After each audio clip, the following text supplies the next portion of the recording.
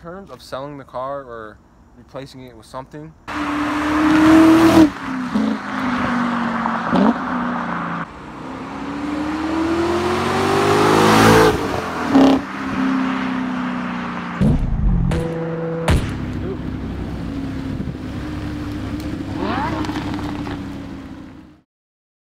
Hey, what's going on YouTube? Welcome back to the channel.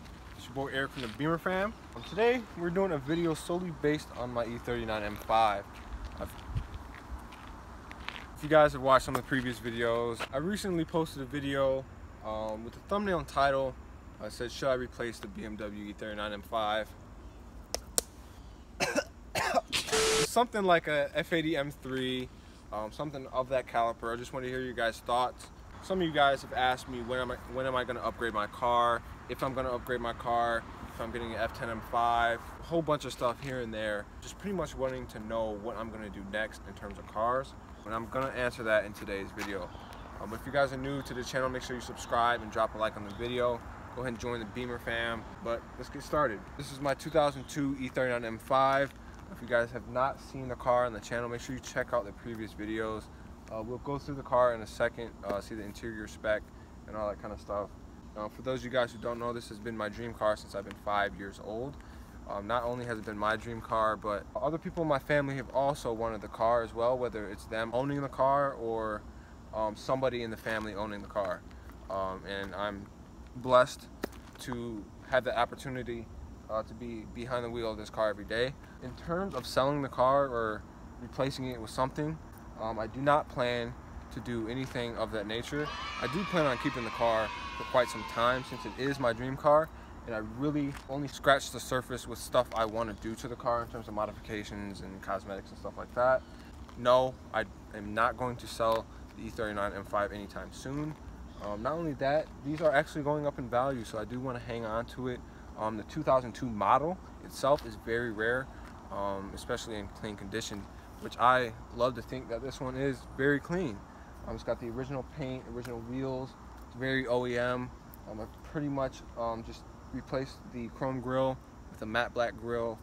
Took the mufflers off. I also added tints on it as well. But other than that, the car is OEM. And I plan to keep it that way for the most part.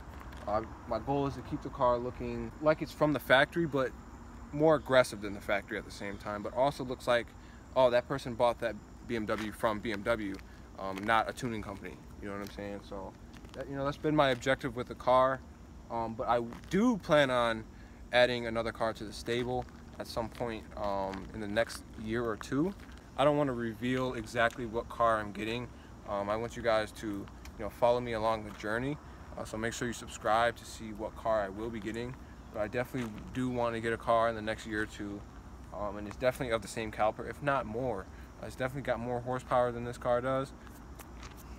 The car we'll be getting next does have more horsepower than this. And the only other hint I will give you, it is a coupe. So just keep that in mind. It will add a whole new dynamic to the channel. It is a newer car as well. So something that's came out in the last 3 years. So just keep that in mind. I will be trying to get that done, like I said, again, within the next year or two. But yeah, so without further ado, let's check out the spec.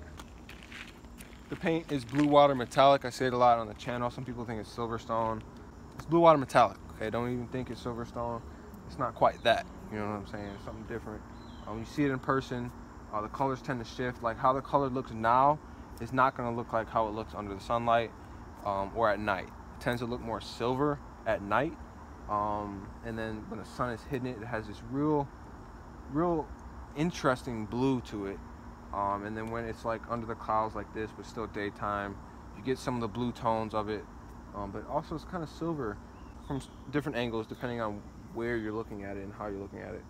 But we have the stock wheels on the car. These are 18-inch OEM wheels. I have tint. I also got some bird shit right there on the window. If you guys aren't followed already, go ahead and check out the Instagram. You come around back. This is the muffler delete. As I mentioned before, I would love to do an Eisenman race exhaust at some point of my ownership with this car. But as you can see right there, we have the 3.5-inch tips, which give it a glorious sound, which you guys will hear in a second.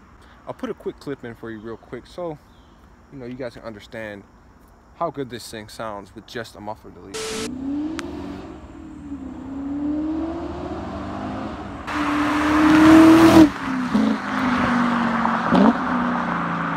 So this is my daily car. It's not very clean at the moment. I try and clean it when I can, obviously, but it's been raining quite a bit.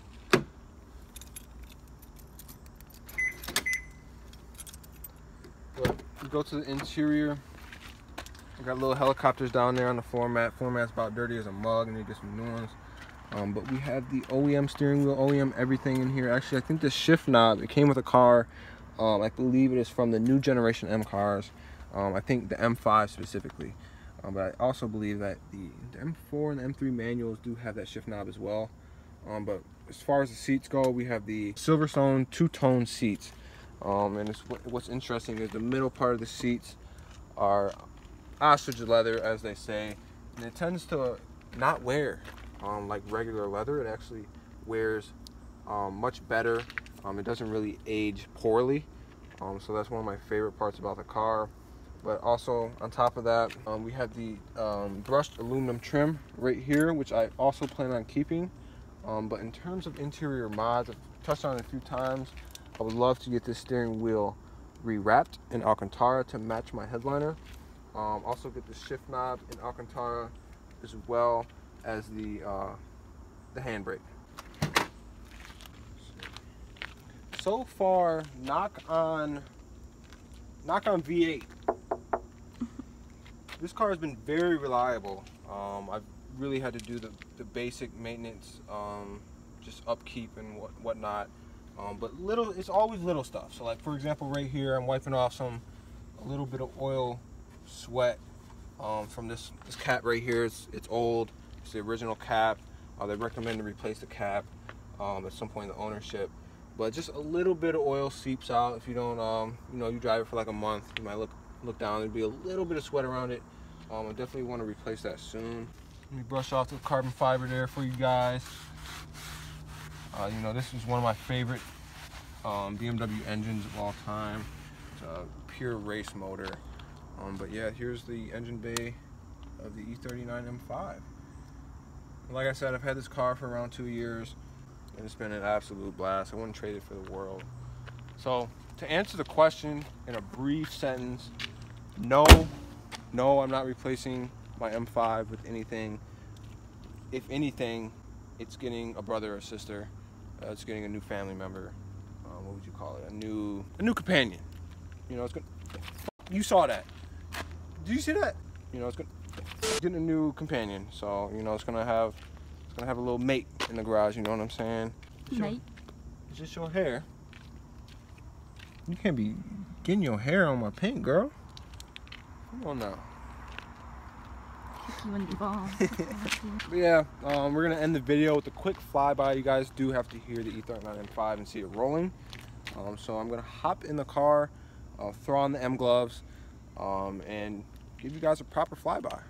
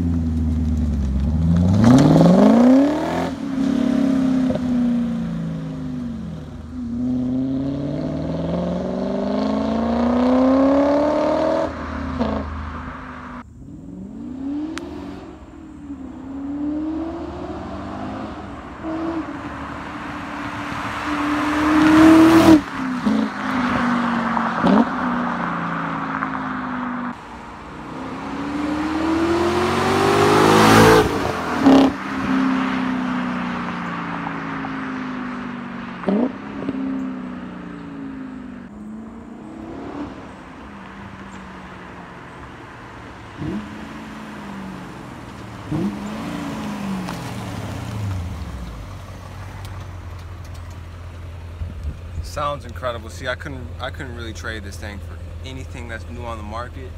Maybe the F90 M5, but I can't afford that.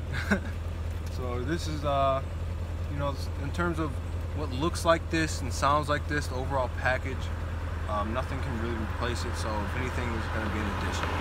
Hope you guys enjoyed the video. Make sure you subscribe and drop a like on the video. Make sure you follow us on Instagram at Beemer Fam, and I'll see you guys in the next video.